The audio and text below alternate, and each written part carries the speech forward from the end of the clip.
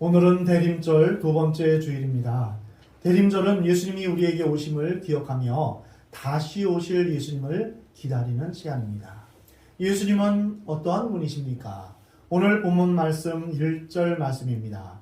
하나님의 아들 예수 그리스도 복음의 시작이라. 예수님은 하나님의 아들이시며 복음과 관련되어 있음을 볼 수 있습니다. 복음을 영어 성경에는 good news 또는 gospel이라고 하는데, 이는 좋은 소식, 기쁜 소식, 복된 소식을 뜻합니다.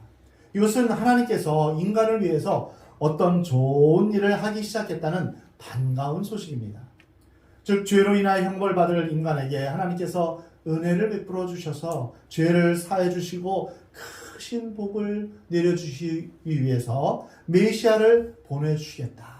그 약속을 선지자를 통해서 예언하셨는데요. 그 예언이 성취되어서 이제 메시아, 곧 그리스도이신 예수님이 이 땅에 오셨다는 것입니다.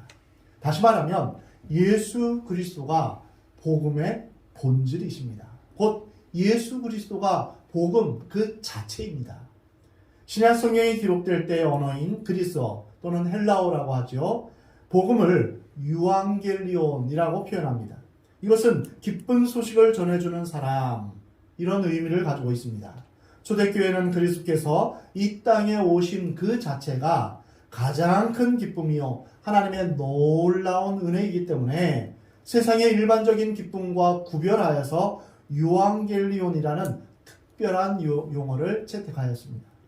유앙겔리온이라는 이 용어의 유래는 BC 538년 바벨론을 정복하고 세계 제국의 권좌에 오른 페르시아가 지배 영역을 넓히기 위해서 먼 지방까지 자주 원정을 갔습니다. 100만 대군을 이끌고 아시아 지역을 벗어나서 이제 마게도냐 지역, 지금의 유럽 지역으로 진출하게 됩니다. 거기에서 이제 그리스를 만나게 됩니다. 당시 그리스는 규모가 작은 나라였기 때문에 페르시아의 대군을 대항하기에는 역부족이었습니다. 그러나 그리스 남자들은 페르시아와 대항하여 싸우다가 죽기로 최종 결정하고 모두 전쟁터로 나가 맞서 싸웠습니다. 당시 전쟁에서 대항하지 않고 항복하면 민족이 멸망하지는 않았습니다. 그러나 대항하였다가 패하면 그 결과는 참혹한 멸망밖에는 없습니다. 개인들의 재산은 모조리 약탈당하고 건물들과 도시들은 불에 타 폐허가 됩니다. 모든 남자들은 칼에 죽을 것이며 여자들과 아이들은 붙잡혀 죽거나 노예로 잡혀갑니다. 전쟁에서 대항하였다가 패한 나라는 이처럼 비참하게 종말을 맞이합니다. 그리스가 페르시아를 대항하여 이길 가능성은 없었습니다. 이제 페르시아에 의한 그리스의 종말은 시간 문제였습니다. 사람들은 삶을 포기하고 무서운 죽음의 종말을 기다려야 했습니다. 그래서 어떤 사람은 산들로 피난하며 거기서 죽을 날을 기다렸습니다. 그런데 전쟁이 시작된 지 한 달이 넘었지만 어떤 소식도 들려오지 않았습니다. 전쟁터의 소식은 깜깜하고 그리스 주민들은 매일 불안과 두려움 속에서 마음 졸이고 있었습니다. 그러던 어느 날 전쟁터 쪽에서 멀리 한 군사가 달려오는 모습이 보였습니다. 그리스 아테네 사람들은 불안한 마음으로 다가오는 그 군인을 지켜보았습니다. 42km가 넘는 거리에서 달려온 그 병사는 죽을 힘을 다하여서 비틀거리며 가까이 다가오고 있었습니다. 그는 동포들 앞에 다가와서 힘없이 쓰러지면서 승리는 우리에게 라고 한마디 외치고 그대로 숨을 거두었습니다. 이것이 마라톤 경기의 유래가 되었습니다. 이 소식을 들은 사람들은 유앙겔리온이라고 외치기 시작했습니다. 그리고 이 기쁜 소식을 다른 사람에게 알리면서 큰 소리로 유앙겔리온 이렇게 즐겁게 외쳤습니다. 이때의 전쟁을 역사에서는 필로폰네소스 전쟁이라고 하는데, 이 이후에 그리스 왕 알렉산더가 BC 331년 페르시아를 정복함으로 세계 제국이 되었습니다. 유앙겔리온에서 유는 기쁜, 좋은 이란 뜻입니다. 앙겔리오는 천사란 뜻으로 이 두 단어를 합치면 기쁜 소식을 전하는 천사, 이런 뜻입니다. 이 단어는 그들이 그때 기쁜 소식을 전해준 그 병사를 생각하면서 즐겨 사용했던 새로 만들어진 단어였습니다. 초대교회에서는 그리스도의 복음의 기쁨이 너무나 크고 위대하기 때문에, 신비하기 때문에 세상의 일반적인 기쁨과 구별하기 위해서 약 350년 전 한때 그리스인들이 즐겨 사용했던 유앙겔리온이라는 단어를 도입하여 사용했던 것입니다. 그렇다면 기독교 복음의 특징은 무엇일까요? 첫 번째로 이 복음은 누구에게나 동일하게 기쁨을 제공하는 것입니다. 세상에서 경험되는 기쁨은 관계된 자들에게는 기쁘지만 다른 사람에게는 무관하거나 반대 현상이 일어납니다. 예를 들어 운동 경기에서 승리한 쪽은 기쁘지만 패배한 쪽은 마음이 기쁘지 않습니다. 미국 농구에서 시카고 팀이 애리조나 팀을 이겼다는 소식을 들으면 여러분은 어떻게 기쁘신가요? 이것이 나와 무슨 상관이 있는가 생각할 것입니다. 아무런 감흥이 없습니다. 또 대선에서 대통령으로 선출된 쪽은 기쁘지만 그러나 선출되지 못한 쪽은 사실 기쁘지 않습니다. 힘듭니다. 또 주식에 있어서도 어느 주식이 올랐다라고 한다면 그 주식을 산 사람은 기쁘지만 그 주식을 사지 않은 사람은 별로 상관이 없거나 또는 이제 배합할 수도 있는 것이죠. 그러나 기독교 복음은 양쪽 모두에게 기쁨을 줍니다. 즉 나에게도 기쁨이 되지만 너에게도 기쁨이 되고 그에게도 기쁨이 됩니다. 부한 자나 가난한 자나 이웃나라나 먼 나라나 남녀노소 귀천을 막론하고 한결같은 기쁨을 제공하는 것입니다. 이와 같이 누구에게나 동일하게 기쁨을 제공하는 이러한 소식은 이 세상에 없습니다. 그러나 복음은 누구에게나 공평하게 한결같은 기쁨을 제공하는 그러한 신비한 특징이 있습니다. 그래서 누가복음 2장 10절에서 복음을 온 백성에게 미칠 큰 기쁨의 소식이다, 이렇게 알려주고 있습니다. 두 번째 복음의 특징은 기쁨의 지속성입니다. 세상에서 얻는 기쁨은 그때 잠깐이요 순간입니다. 시간이 지나면 모두가 물거품처럼 식어지고 또한 사라집니다. 행복을 안겨줄 것처럼 보였던 그 기쁨은 사라져버리고 허전함과 아쉬움만 남습니다. 어떤 큰 돈을 벌었다 할지라도 그 기쁨이 오래가지 못합니다. 이발을 해도 그 기쁨은 그냥 몇 시간, 하루 이 정도입니다. 결혼을 해도 사실 그 기쁨이 계속 가는 것은 아닙니다. 잠시 나타나 보였다가 사라져버리는, 그런 없어져 버리는 건 참된 것이 아닙니다. 세상에는 온통 쉽게 변하고 사라지고 부패해버리는 거짓된 것들로 가득 차 있습니다. 그러므로 이 세상은 참 기쁨을 제공하지 못합니다. 그러나 복음은 오래도록 지속하는 참 기쁨을 우리에게 주십니다. 어제도 기뻐했지만 오늘도 기뻐하며 내일도 기뻐할 수 있는 것입니다. 한 달이 되고 1년이 되어도 기쁨의 감정은 변하지 않고 계속 여전합니다. 어려움과 가난과 고난이 닥쳐온다 하더라도 우리에게 그 기쁨을 빼앗아갈 수 없습니다. 핍박이 와도 그 기쁨은 사라지지 않고 빼앗기지 않습니다. 그래서 성경은 항상 기뻐하라 라고 말씀하십니다. 여러분 한번 생각해 보십시오. 죄와 사망의 멸망 가운데 지옥에 있던 우리가, 그 어둠의 사망의 권세 가운데 있던 우리를 하나님께서 건져주시고 우리를 하나님의 자녀, 빛의 자녀로 삼아주시며 하나님의 영원한 생명을 우리에게 주셨다는 것, 이것은 우리가 그 어떤 것으로도 우리가 살 수 없고 얻을 수 없는 것입니다. 이 놀라운 은혜에 우리가 기뻐하지 않을 수 없는 것입니다. 우리에게 주어진 복음은 변하지 않습니다. 사라지지 않습니다. 사라지지 않고 변하지 않는 것은 참된 것입니다. 세상 사람들은 참 기쁨을 경험해 본 적이 없기 때문에 참 기쁨을 이해하지 못합니다. 그리스도 안에서 복음으로 거듭난 자들만이 변화되지 않는 참 기쁨을 이해하며 또한 의심하지 않습니다. 이처럼 복음은 변하지 않는 참 기쁨을 제공합니다. 이것이 또 하나의 신비한 복음의 특징입니다. 복음의 특징으로서 첫 번째는 모든 사람에게 미치는 기쁨이다. 그리고 그 기쁨은 계속 지속되는 기쁨이다. 세 번째는 이 기쁨은 아주 큰 기쁨을 제공한다는 것입니다. 이 세상이 제공하는 기쁨들은 순간적이고 극히 작은 것들 뿐입니다. 사람들은 유치하고 저급하고 작은 기쁨에 매달려 좋아하고 즐거워합니다. 하다못해 가위바위보를 해서 이기더라도 기뻐합니다. 모두 다 허풍스럽고 사소한 것들입니다. 두더지가 땅 위에 좋은 것을 모르고 땅속만을 파헤치면서 무엇을 찾으려 애쓰듯이 사람들은 정말 크고 좋은 참 기쁨을 알지 못한 채 작은 것을 붙잡으려고 수고하고 있습니다. 그러나 기독교의 복음은 위대하고 놀라운 큰 기쁨을 우리에게 줍니다. 결코 작은 것이 아니라 큰 기쁨을 우리에게 선물합니다.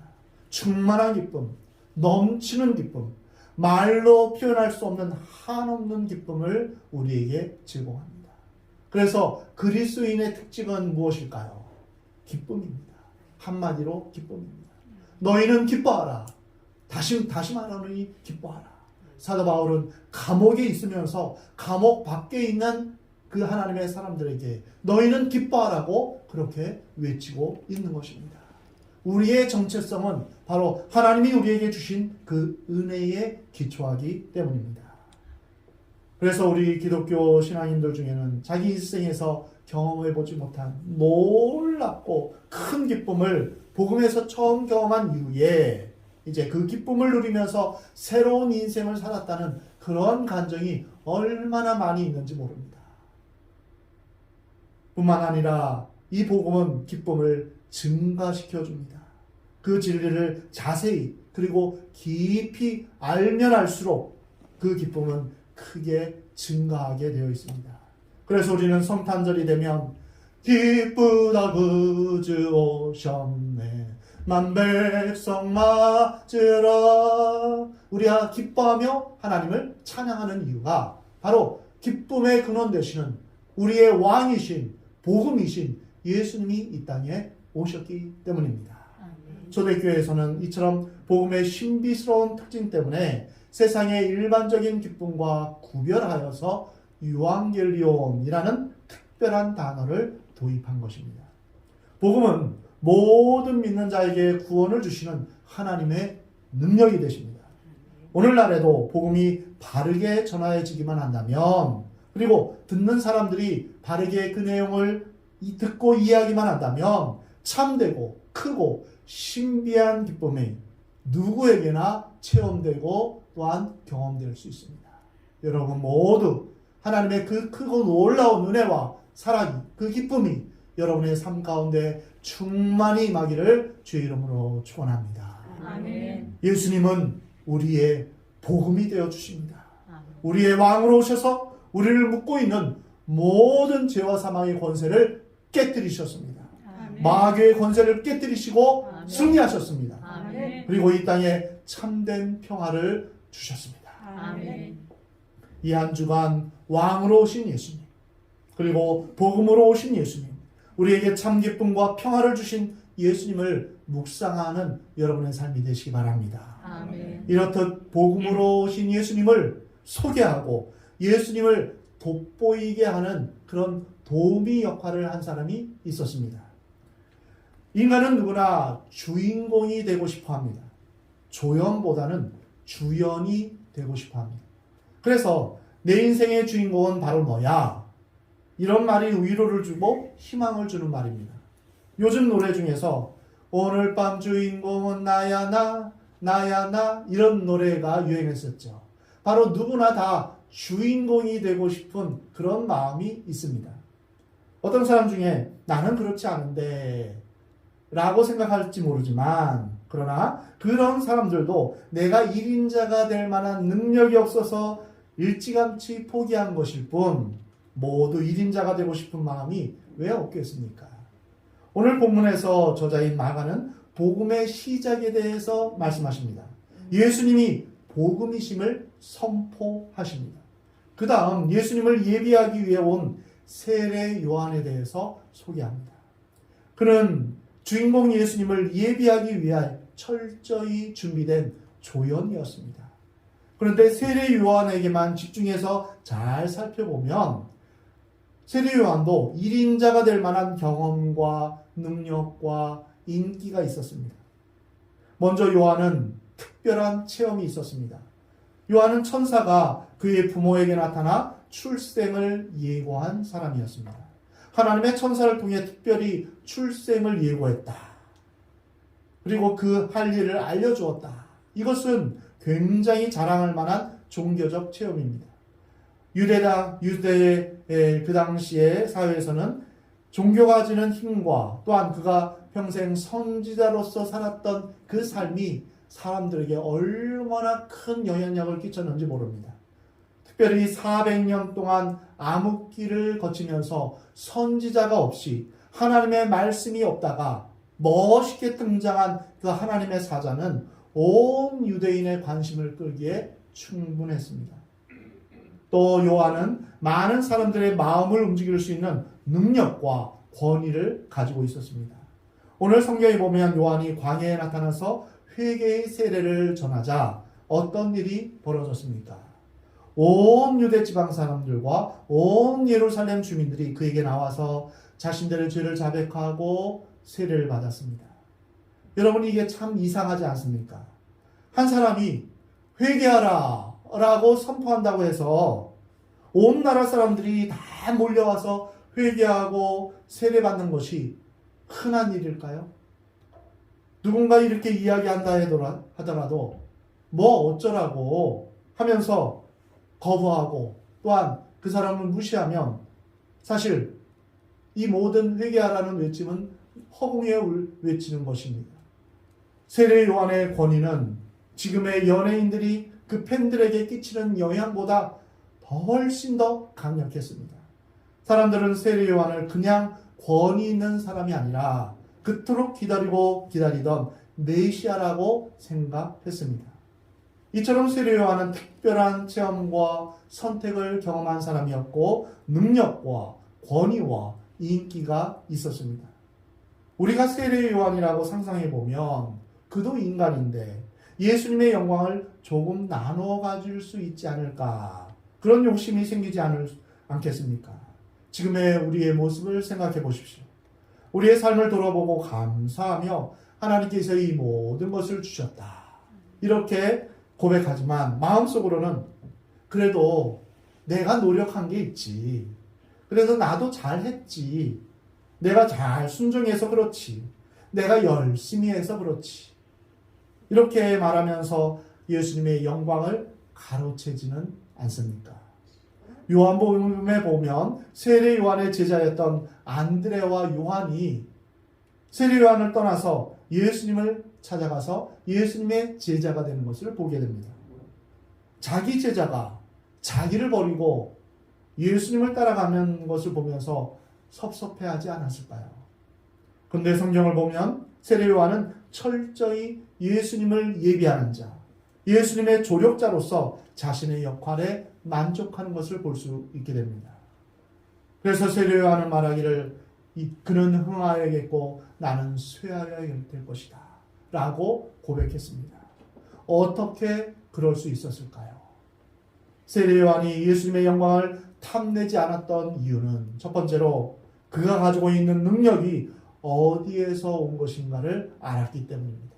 두 번째로 그의 역할이 무엇인가를 철저히 인식했기 때문입니다.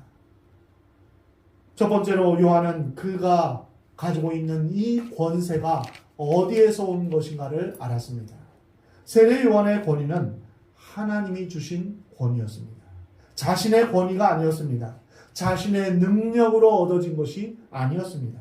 언변이 좋아서 그런 것도 아니고 가문이 좋아서 그런 것도 아닙니다. 재력이 많아서 그런 것도 아니었습니다.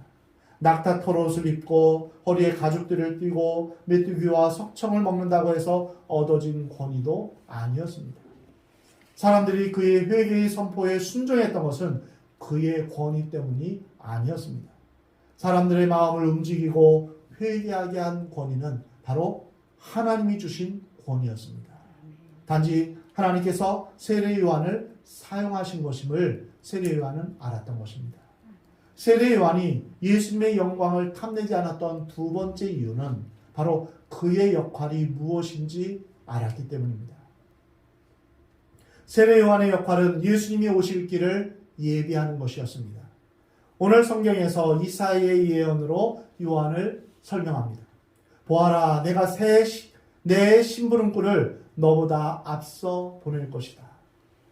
그가 내 길을 닦을 것이다. 요한 스스로 그의 역할을 잘 알고 있었습니다. 요한복음에 보면 사람들이 세례 요한에게 찾아와서 당신이 누구요? 라고 질문합니다. 그러자 그는 바로 나는 그리스도가 아니요 라고 대답합니다. 사람들이 그를 성경에 예언된 그리스도 곧 메시아라고 생각했던 것입니다. 그러나 그는 나는 구원자가 아니라고 대답합니다. 그리고 오늘 본문에서와 같이 나는 내 뒤에 오시는 분의 신발끈을 풀 만한 자격조차 없어. 이렇게 고백합니다. 신발끈을 푸는 것은 당시 문화에서 종이 하는 것입니다. 세례 요한은 뒤에 오실 예수님에 비하면 자신은 그분의 종보다 못하다.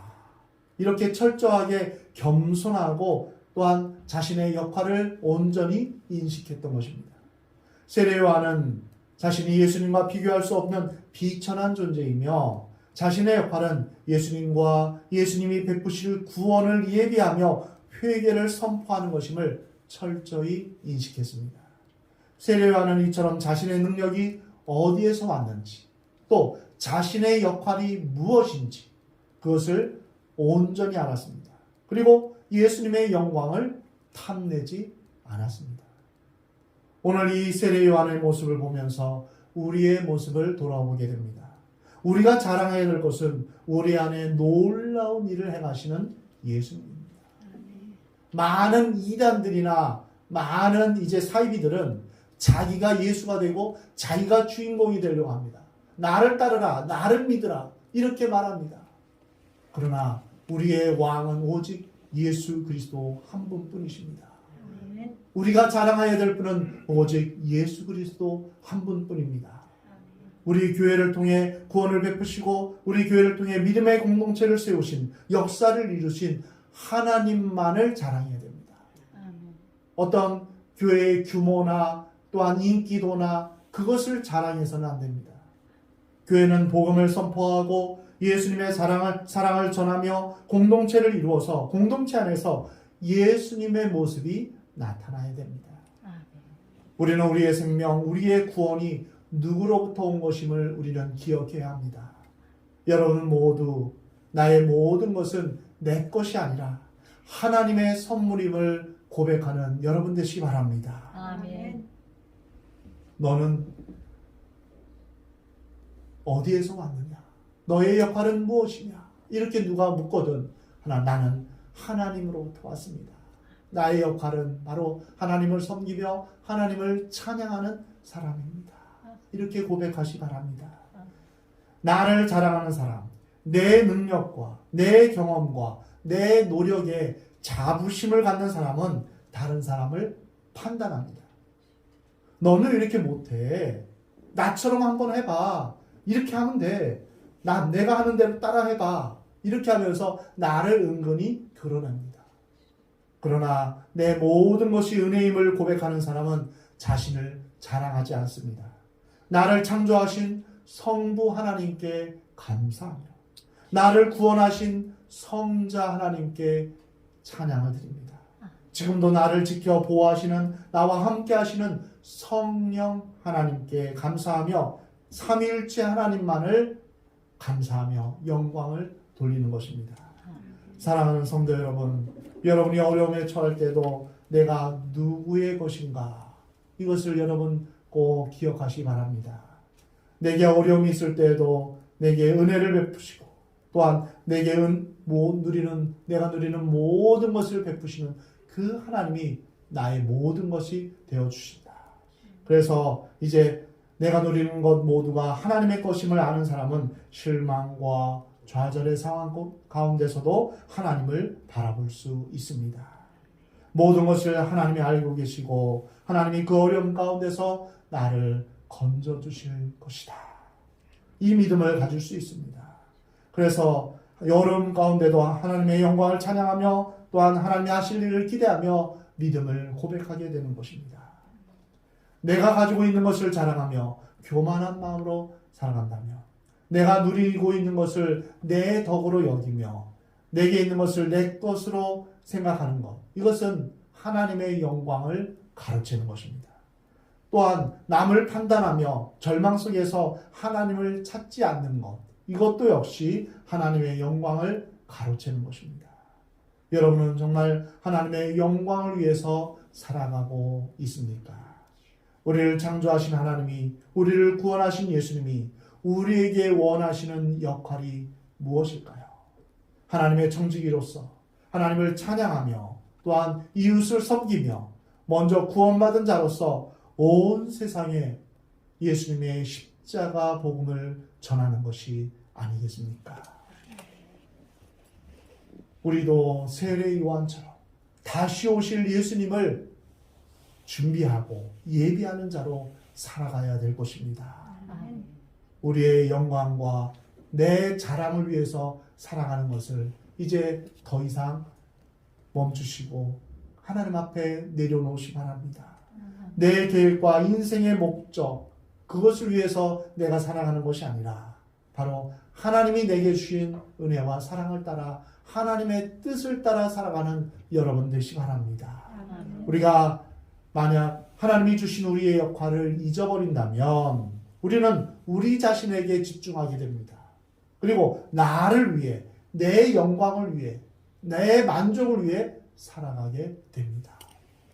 그러나 우리가 믿음의 주요 또 온전케 하시는 예수님을 바라볼 때 이제는 하나님의 영광을 위해 살아가는 존재가 되는 것입니다.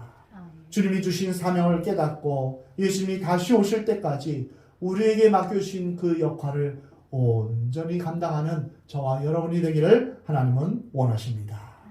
사랑하는 성도 여러분, 우리가 예수님의 영광을 탐하지 말고 다시 오실 예수님을 기다리며 내 모든 것 하나님의 것임을 고백하고 맡겨주신 일에 최선을 다해서 마지막 날 주님 앞에서 착하고 충성된 종아 수고했다, 이러한 칭찬을 받는 저와 여러분이 되기를 하나님은 원하십니다.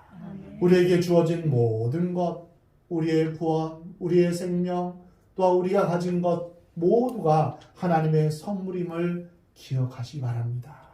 우리에게 맡겨주신 예수님의 명령이 무엇인지 여러분 주님 앞에 묻고 그 말씀대로 순종하며 살아시기 바랍니다. 그래서 나에게만 집중해서 내 근심, 내 걱정, 내 계획만, 나만 생각하며 사는 것이 아니라 하나님의 뜻이 무엇인가, 나를 향한 하나님의 계획이 무엇인가, 또한 하나님 나라와 하나님의 영광을 위해서 살아가는, 그래서 세례 요한처럼 하나님 앞에서 큰 자라고 인정받는 우리 모두가 되기를 하나님은 원하십니다. 그래서 주님이 다시 오실 때 칭찬받는 여러분 모두가 되기를 하나님은 원하십니다.